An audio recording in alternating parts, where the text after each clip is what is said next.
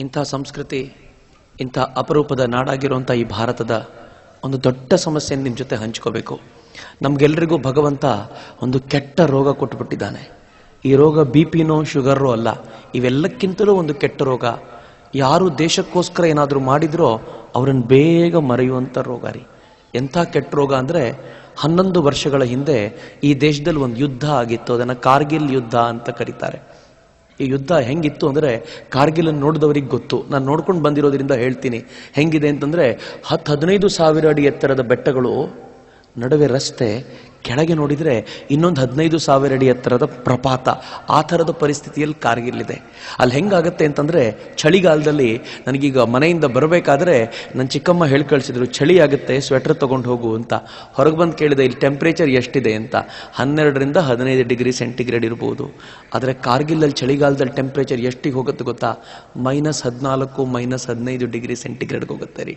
ನನ್ನ ಸೈನಿಕರು ಅಲ್ಲಿವರೆಗೂ ಕಾಯ್ತಾ ಇದ್ದವರು ಮಂಜು ಸುರಿಯಕ್ಕೆ ಶುರುವಾದ ಮೇಲೆ ಕಾರ್ಗಿಲ್ ಬೆಟ್ಟ ಇಳಿದು ಬರೋರು ಪ್ರತಿ ವರ್ಷ. 11 ವರ್ಷಗಳಿಂದ ಏನಾಯಿತು, ಪಾಪಿ ಪಾಕಿಸ್ತಾನಿಯರು ನಮ್ಮವ್ರು ಇಳಿದು ಬರೋದನ್ನೇ ಕಾಯ್ತಾ ಇದ್ರು.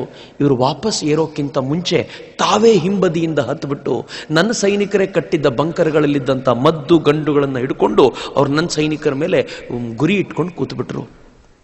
ಒಂದಷ್ಟು ಜನ ಈ ದನಗಾಹಿಗಳು ಅಲ್ಲಿಗೆ ಹೋಗಿ ನೋಡ್ತಾರೆ, ಅಯ್ಯೋ ಅಲ್ಲಿರೋದು ಭಾರತೀಯರಲ್ಲ ಪಾಕಿಸ್ತಾನಿಯರು ಅಂತ ಭಾರತೀಯರಿಗೆ ಬಂದು ಸುದ್ದಿ ಮುಟ್ಟಿಸಿದ್ರೆ ಭಾರತೀಯ ಸೈನಿಕರು ನಂಬಲಿಲ್ಲ.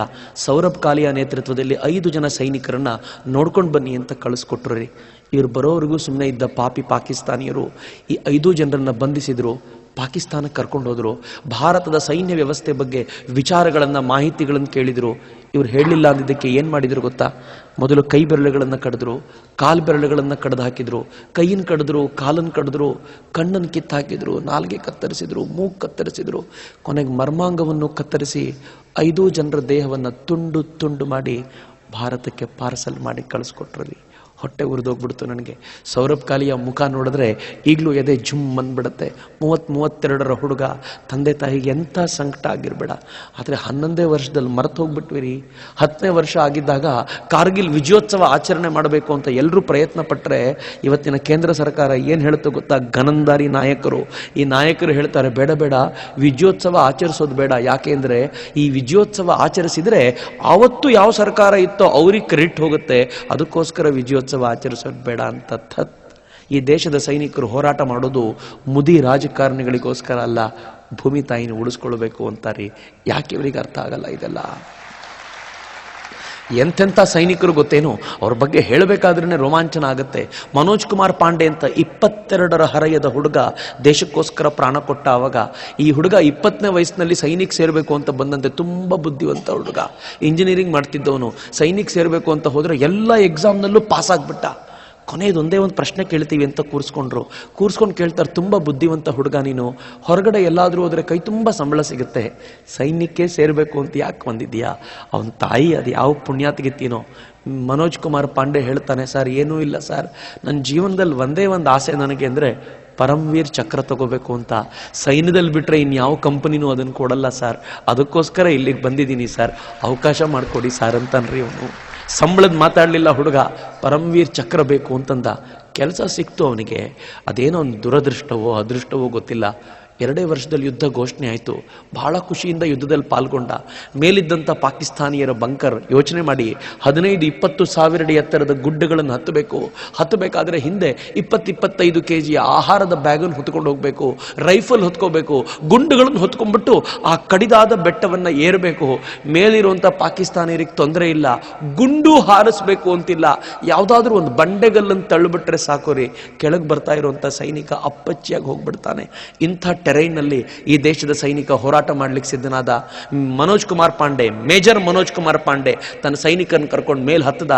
ಹಿಂದಿನಿಂದ ಹತ್ತಿ ಕತ್ತಲಿನಲ್ಲೇ ಪ್ರಯಾಣ ಮುಂದುವರಿಸಿ ಪಾಕಿಸ್ತಾನದ ಬಂಕರ್ ಎದುರಿಗೆ ಬಂದು ನಿಂತ್ಕೊಂಡ. ತನ್ನ ಬ್ಯಾಗಲ್ಲಿದ್ದಂಥ ಒಂದು ಗ್ರೆನೇಡ್ ಅಂತ ತಗೊಂಡು ಒಂದು ಬಂಕರ್ ಮೇಲೆ ಬಿಸಾಕ್ದ. ಆ ಬಂಕರ್ ಛಿದ್ರವಾಗೋಯ್ತು. ಅಷ್ಟೊತ್ತಿಗೆ ಬೇರೆ 2 ಬಂಕರ್ಗಳಿಂದ ಗುಂಡು ಹಾರು ಬಂದು ಇವನು ಬಲಗೈ ಛಿದ್ರವಾಗಿ ಹೋಯ್ತಂತೆ. ಬಲಗೈ ಚೂರಾಗಿ ಹೋಗ್ಬಿಡ್ತು. ಆದರೆ ಬಲಗೈ ಬೀಳಲಿಲ್ಲ, ನೇತಾಡ್ತಾ ಇತ್ತಂತೆ. ಹತ್ತಿರದಿಂದ ನೋಡಿದವ್ರು ಹೇಳ್ತಾರೆ, ಆಗಲೂ ಅವನ ತಾಕತ್ ಕಡಿಮೆ ಆಗಲಿಲ್ಲ.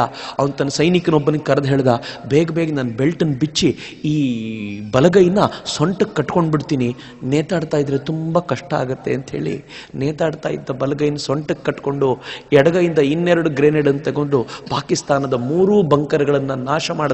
ಉಳಿದ ಸೈನಿಕರು ಓಡ್ ಹೋಗ್ತಾ ಇದ್ರೆ ಇವನಿಗೊಂದು ಗುಂಡು ಬಂದು ಇವನ ಹಣೆಗೆ ಬಿತ್ತಂತೆ. ಸಾಯೋಕ್ಕಿಂತ ಮುಂಚೆ ಅವನು ಹೇಳಿದ ಕೊನೆ ಮಾತು, ನಾ ಛೋಡ್ನು, ಬಿಡಬೇಡ, ಅವ್ರನ್ನ ಒಬ್ಬರನ್ನು ಬಿಡಬೇಡ, ಎಲ್ಲರನ್ನೂ ಕೊಂದು ಹಾಕು, ಈ ಗುಡ್ಡ ನಮ್ದಾಯ್ತು ಅಂತ ಹೇಳು ಅಂತ ಹೇಳ್ತಾ ಪ್ರಾಣ ಕೊಟ್ಬಿಟ್ಟಂತೆ ರೀ. ಆ ಹುಡುಗನಿಗೆ 22ರ ಹುಡುಗನಿಗೆ ಪರಮವೀರ್ ಚಕ್ರ ಸಿಕ್ತು, ಮರಣೋತ್ತರ ಪ್ರಶಸ್ತಿ. ಅದು ಸಿಗಬೇಕಾದ್ರೆ ಪ್ರಶಸ್ತಿಯಲ್ಲಿ ಅನೌನ್ಸ್ ಮಾಡ್ತಾರಲ್ಲ, ಆ ಹೆಣ್ಮಗಳು ಅನೌನ್ಸ್ ಮಾಡ್ತಾಳೆ. ಅವನು ಡೈರಿಯಲ್ಲಿ 2 ಸಾಲು ಬರ್ಕೊಂಡಿದ್ದ, ಅವನು ನಿಮ್ಗೆ ಹೇಳಬೇಕು ಅಂತೇಳಿ ಹೇಳ್ತಾಳೆ ಅವಳು. ಏನು ಸಾಲಂತೆ ಗೊತ್ತಾ? ಅಕಸ್ಮಾತ್, ಅದ್ಭುತವಾದ ಮಾತು, ಅಕಸ್ಮಾತ್ ನನ್ನ ರಕ್ತದ ತಾಕತ್ತನ್ನು ಪ್ರೂವ್ ಮಾಡೋಕ್ಕಿಂತ ಮುಂಚೆ ಮೃತ್ಯು ನನ್ನ ಹತ್ರ ಬಂದರೆ ದೇವರಾಣೆಗೂ ಆ ಮೃತ್ಯುನೂ ನಾನು ಕೊಂದು ಬಿಡ್ತೀನಿ ಅಂತ ಆ ಹುಡುಗ 4 ಸಾಲು ಬರ್ಕೊಂಡಿದ್ನಂತೆ ರೀ.